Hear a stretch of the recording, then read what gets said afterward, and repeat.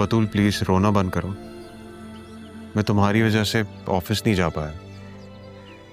मैं तो बस डैड को यहाँ छोड़ने आया था और तुमसे मिलने आया था। तुम्हारी हालत देख के मुझे तकलीफ हो रही है, मत करो प्लीज।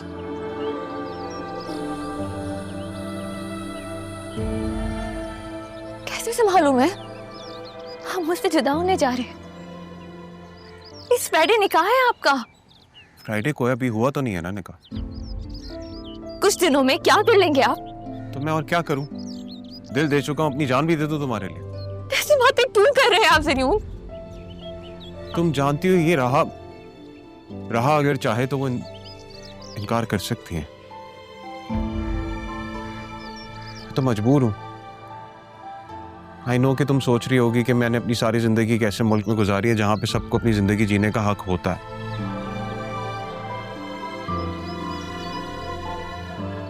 लेकिन मैं अपने डैड को मना नहीं कर सकता बतूल। उन्होंने बहुत कुछ किया है मेरे लिए। मेरी माँ के जाने के बाद सब कुछ मेरे लिए उन्होंने ही किया। दूसरी शादी तक नहीं की ताकि मुझे बेहतर जिंदगी दे सकें।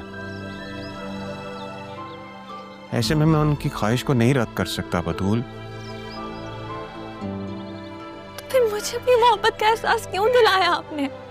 बतूल मैं यहाँ शादी ही करने आया था और जब तक मैं ये बात डैड को बताता कि मैं तुम्हें पसंद करता हूँ, उन्होंने अपनी ख्वाहिश मेरे सामने रख दी। मैं क्या करूं? दादा जान की भी ये आखिरी ख्वाहिश है। मेरी मजबूरी को समझने की कोशिश करो। अगर कोई है जो इस रिश्ते से इनकार कर सकता है तो वो राहा है,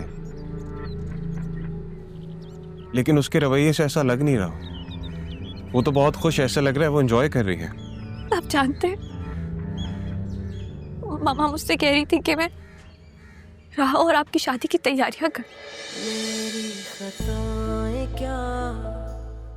आप ही बताएं, मैं ये सब कुछ कैसे करूं ज़रियून?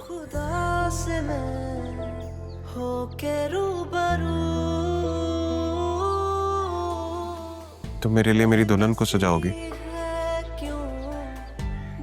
बतूल?